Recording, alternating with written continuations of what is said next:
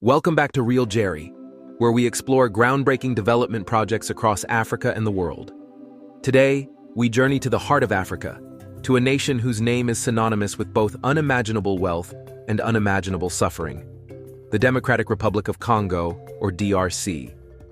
How can a country so rich in natural resources remain so desperately poor? Why does the DRC, with its staggering mineral reserves, fertile land, and mighty rivers, continue to rank near the bottom of nearly every global measure of human development? Is the DRC truly doomed, or are there deeper, more complex forces at play? In this video, we'll explore the tragic paradox of riches and ruin that defines the DRC, a country blessed by nature, but cursed by history, conflict, and corruption. Let's start with the facts. The DRC is a geological marvel, sitting atop what may be the world's most valuable treasure chest of minerals. It holds more than half of the planet's cobalt reserves, a mineral essential for the batteries that power electric vehicles, smartphones, and the renewable energy revolution.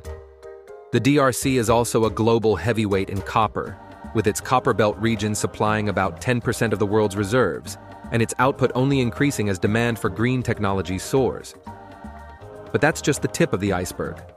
The DRC is a major producer of diamonds, both industrial and gem quality, gold, coltan, from which tantalum is extracted for electronics, tin, tungsten, zinc, manganese, and even uranium.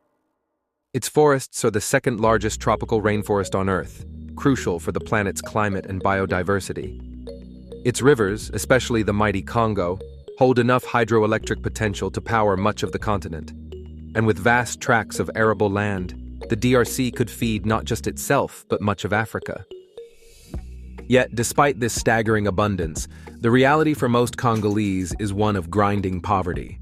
The DRC consistently ranks near the bottom of the United Nations Human Development Index. Most Congolese live on less than a few dollars a day. Healthcare is scarce, education is underfunded, and millions are displaced by violence. How did it come to this? The answer lies in a tragic history of exploitation, colonialism, and misrule.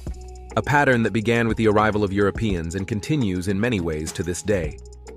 The roots of the DRC's predicament stretch back to the late 19th century, when King Leopold II of Belgium claimed the vast Congo Free State as his personal property. Leopold's regime was one of the most brutal in colonial history, built on forced labor, violence, and the extraction of rubber and ivory. Millions of Congolese died under his rule, and the scars of that era run deep. When Belgium took direct control in 1908, the focus remained on extracting wealth while investing little in the welfare or development of the Congolese people.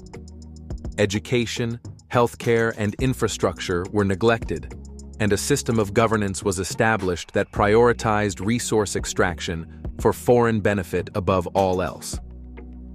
Independence in 1960 brought hope, but also chaos. The DRC became a Cold War battleground, with foreign powers backing rival factions in a bid to control its resources. The rise of Mobutu Sese Seko in 1965 ushered in a new era of kleptocracy.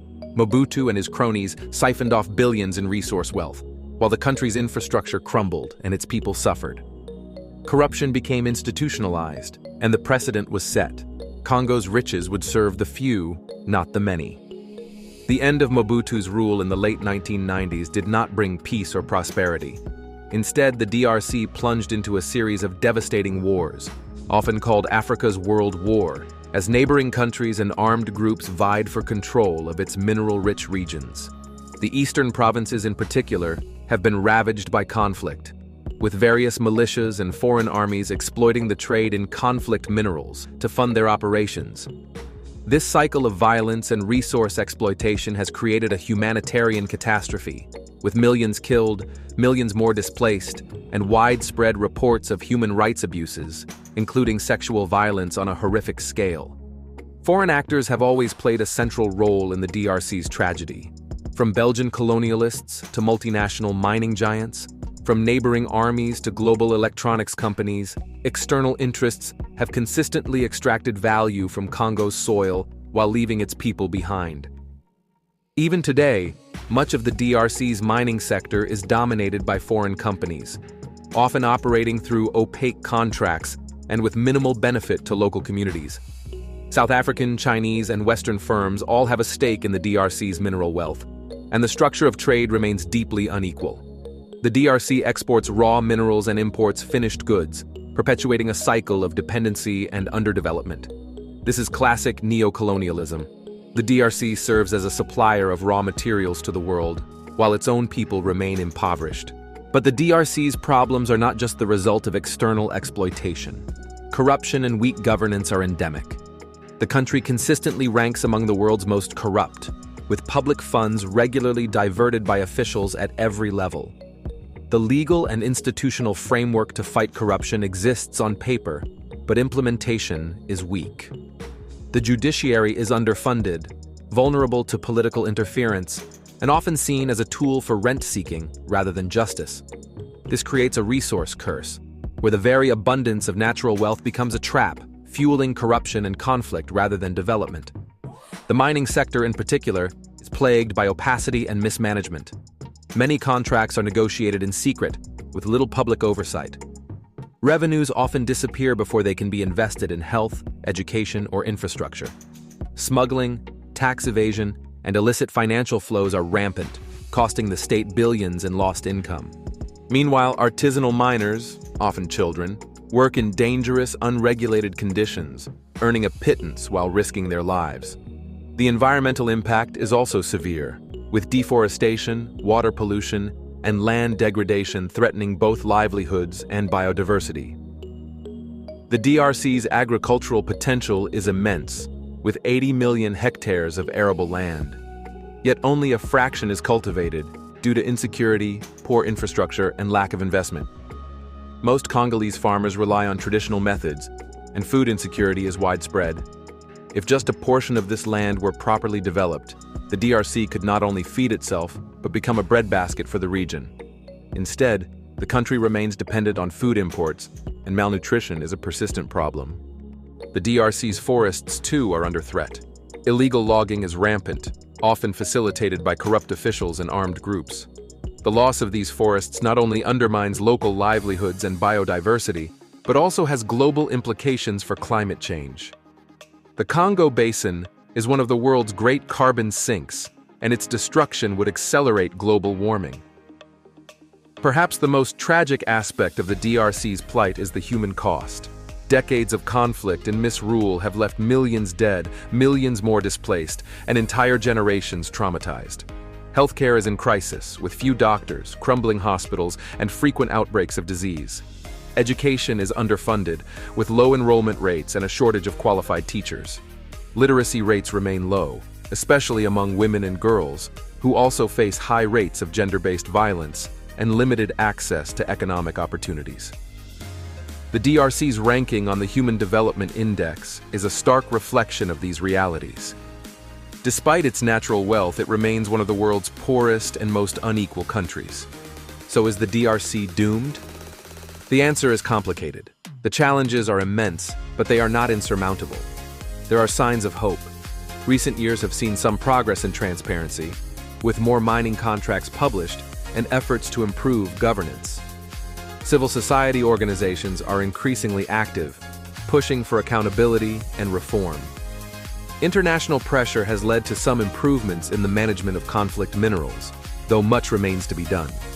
The DRC's young population is vibrant and resilient, and there is no shortage of talent or ambition. What will it take for the DRC to break free from this tragic paradox? First and foremost, it needs peace. Without security, no amount of investment or reform will succeed. This means addressing the root causes of conflict, including the illegal exploitation of resources, the involvement of neighboring countries, and the proliferation of armed groups. It also means building effective, accountable institutions that can manage the country's wealth for the benefit of all Congolese, not just a privileged few. Corruption must be tackled head-on, with real consequences for those who steal from the public. Transparency in the mining sector is essential, as is the fair negotiation of contracts that prioritize local development and environmental protection. The judiciary must be strengthened, made independent, and properly resourced, so that the rule of law can replace the rule of the strong. Investment in health and education is critical. The DRC's people are its greatest resource, and without access to basic services, the cycle of poverty will continue. International partners can help, but ultimately, the solutions must come from within. The DRC's future depends on the ability of its leaders and its people to demand and deliver real change. Finally, the global community has a role to play. The world's appetite for cobalt, copper, and coltan is only growing, and with it, the pressure on the DRC's resources. Companies and consumers must insist on ethical sourcing, and governments must enforce laws against the import of conflict minerals. The DRC should not be a sacrifice zone for the world's technological progress. In conclusion, the Democratic Republic of Congo is not doomed by fate, but by a toxic mix of history, exploitation, corruption, and conflict. Its natural wealth is both a blessing and a curse, offering the potential for prosperity, but too often fueling violence and poverty. The path forward is difficult, but not impossible. With peace, good governance, and the right investments, the DRC could one day fulfill its promise, not just as a treasure chest for the world, but as a land of opportunity for its own people.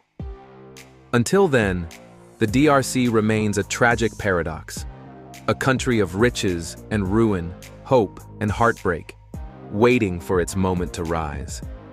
Thanks for watching Real JeRi. If you found this video eye-opening, hit that like button, subscribe for more of such content, and let us know in the comments what you think it will take for the DRC to finally break the curse of its riches. See you next time.